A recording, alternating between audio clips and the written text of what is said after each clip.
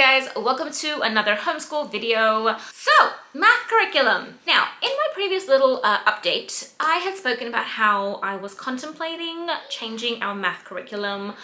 This first year of homeschooling, we have been using and finished level K of the Simply Good and Beautiful Math by The Good and the Beautiful. So I chose The Good and the Beautiful because it was exactly that, beautiful. I loved the graphics, I loved the images, I loved the way it seemed to me to be really fun, basically. Like it has like, you know, all these little games and whatnot. It's really just colorful, it's really pretty, and I thought that that would help kind of keep my students' attention. So Miss Six, which is what we will be calling her moving forward, because whenever she hears her name in regards to schoolwork, she runs. Miss Six flew through this. She flew through this. I knew she would because she is what would be considered an older kindergarten student or older prep. She flew through this and we are already moved into grade 1 maths. However, unfortunately, it's not this. So basically, the issue we had with The Good and the Beautiful math is it's not too complex. It's quite simple and straightforward, to be honest. I loved the graphics. I loved the beautifulness of it. Unfortunately, the graphics, the beautifulness of it was its downfall for us. So what I mean by that, I really enjoyed all of it, and she did enjoy it most of the time. Now, what happened as we got closer to the end of the book was she would start getting very, very distracted by it. So, for example, there are a lot of stories in this book. You know, little characters and their stories, etc. A lot of people call it fluff, so to speak. So I initially thought that I could just kind of sidestep the fluff and ignore it when needed and just move into the lessons. Unfortunately, a lot of the time that wasn't possible because of the way it's kind of woven into it, without actually, though, really doing much for the lesson itself, other than making her... So it went two ways, one of two ways. Either she would be really invested in the character and the story, and she was just sidetracked by that and just wanted to know more about the character and why the character was the way they were, and, well, you know, why their name was their name, and why their clothes were like that, and why they did this and why they did that. Like, she was so invested, she completely forgot about the lesson. And the other side was she was just so overwhelmed by all the reading that had to happen because of these stories and characters, etc., that again, she would lose focus, she would lose concentration, she was just done. So it kind of backfired on me, honestly. I will say one thing though, I'm very, very glad I did this in my first year homeschooling, because it makes you feel like you know what you're doing, like you're moving forward. It gives you that extra boost of confidence you need to jump into homeschooling. So I liked it, I enjoyed it. I think it would probably work better for for a student who's not distracted, who's kind of like, yeah, I like the story, but let's move on to the lesson. For Miss Six, it just, nah. She was completely sidetracked. She would be more interested in what was gonna happen to the character and what would happen later, and like, I'm just trying to find a story. It has like all sorts of different things, like this little fella here. Like all of this writing, and most of it is like basically open and go, like you open it, you read it, just way too much reading. It was way too much reading, way too many distractions. She was just all over the place. She couldn't concentrate. So I was terrified. It's barely been a year of homeschooling. Like, we haven't even officially finished our first year of homeschooling. It's ending on the 20th of December, officially. So, and we're already done with math and moving on to a new math, like grade 1 maths, which is insane to me. But it's where we're at, and that's fine. But it's terrifying at the same time, because I'm like, I was wrong about this, what if I'm wrong about the next one? And then I thought to myself, no, I tried this out, we finished the whole thing, I realized what worked and what didn't, and I'm now moving forward to something that I believe will work better. That is what we have to do. I don't want to jump all over the place with curriculum. I want to kind of try and find curriculum and then stick to it. Like, once I find something that works, that's the hope anyway. So what did we move to? I'm not gonna make this video super long. I'm gonna try and keep it short. We decided to go with Mammoth. Now, Math Mammoth is not as well known. There aren't as many reviews online. The reviews I found were like, so the reviews I found were like 3, 4, 5 years old even. I think there was maybe one that was a bit more recent. Not much. In all honesty, where I actually found this and it kind of attracted my attention more so was on Instagram. There were a few accounts that showed in their curriculum pics and said that they were using it for like second, third year in a row and they were really happy with it and whatnot. It's an interesting curriculum. It's very interesting. It's very aligns perfectly with like, you know, schools and all that kind of thing in the event that you do want to move back into public school for whatever reason.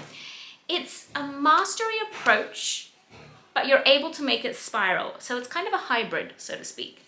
Because The Good and the Beautiful, something I didn't mention before was The Good and the Beautiful is spiral, quite a bit spiral. Like it really, really spirals and goes all over the place after a point. Like, yeah. I feel like The Good and the Beautiful needs a whole video just to itself, in honesty, like a full review of it. So we decided to move on to Math Mammoth. It is a mastery. It is a lot simpler in that, like, this is the main, yeah. That's it. Like, there's no fluff. There's no, you know, long, complicated, it's just the math work. And we have been doing it for about a couple weeks now, and I have to say, I feel like I made a good choice. I'm feeling pretty good and pretty confident in my decision to change. That is Iris, if you can hear them. So I do feel like it's a good decision. Again, it's only been 2 weeks. I can't really 100% say, you know, if it's like 100% yes, great, awesome or not. So far, so good. I like it. I feel like it's doing what I wanted it to do, which is not distract her and allow her to focus on the math work. She's focusing on the math work. She's doing brilliantly. She's doing grade 1 maths, which is insane to me because we barely even finished kindergarten year. Like, we're not even. But I just felt that I contemplated maybe to wait. Should I wait till January and then start a new math? But the thing was, she ran through her maths. Like, she finished kindergarten maths in no time at all. And it was just way too long of a gap to let her go for like 2-3 months without any math whatsoever, whilst we're still continuing with language arts and whatnot. So I decided to just kind of jump into it. And she loves it. She likes it. I was really worried. I will say I was super worried that when I took The Good and the Beautiful away from her, with all its colors and its characters and all its beauty, I was really worried that I would show her this and I would open up the book and I would be like, okay, so this is our math now. And she would be like, what is this? Like, this is so boring and so lame. And she has said nothing. She has loved the fact that she's doing grade 1 maths. She feels really, really like grown up and like, I'm doing grade 1 maths and that's amazing. She's going through all of it. She's happy that she's able to work through the maths and kind of just achieve and like do things, and she feels good, and it's boosting her confidence, and it's actually like she's actually doing math work. I will admit, at times with The Good and the Beautiful, I felt like we weren't doing enough. Like, we weren't doing enough math. I don't know. As I said, I might do a full-on like Good and the Beautiful review, because there are lots of pros and a few cons that I could probably go into a lot more depth in. We made the decision to go from this to this. Couple weeks in, I will say I'm happy with it. She's happy with it. She's going through the work perfectly fine. She did not find it boring. She's not like, there was no kickback. There was no anything like, oh my gosh, what is this? Suddenly I went from a beautiful curriculum to plain and simple. I feel like this is gonna be a good thing. Gonna be a good thing. And I feel the change to this has given me a lot of confidence in regards to a lot of other things with her curriculum and how we're gonna be moving forward this new school year.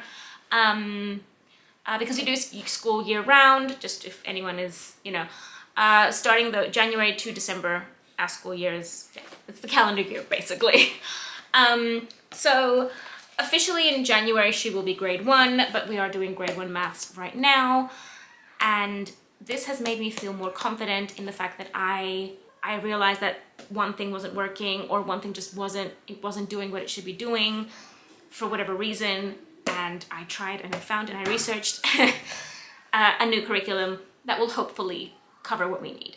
And there is no such thing as a perfect curriculum, let's be very clear, but I think what we can do is just find the best that we can, and the best curriculum that we can find to make work for us. So this covers most of what I want for it to cover, and then anything else I can, you know, help it along, so to speak. Because it's also the teacher. You can't just expect a curriculum to just be like, oh, okay, the curriculum has to do all the work. You're the teacher. Like, you have to be your child's teacher. I will say one little pet peeve I have when it comes to homeschooling is a lot of the time I hear parents who are homeschooling say, oh, it's way too hands-on, I can't be spending that much time teaching. And I understand it when there's lots of kids, like families that have like, you know, 6, 7, 8 kids. I get that. But when you have like 1 or 2 children and you're kind of like, I don't have the time to spend 10 minutes teaching my child, I need the book to do it all for me, it just kind of gets me. I don't know, that's just me. I don't know. I might say it in the future, who knows? You know, that's kind of the thing, like never say anything because you always end up kind of eating your words, so to speak. But yeah, so Math Mammoth is what we're going with, and we'll see how we go, I guess. We'll see until the end of the year how this goes for us, and that's kind of why I jumped into it right now, because I thought we can jump into it, we can work away at it.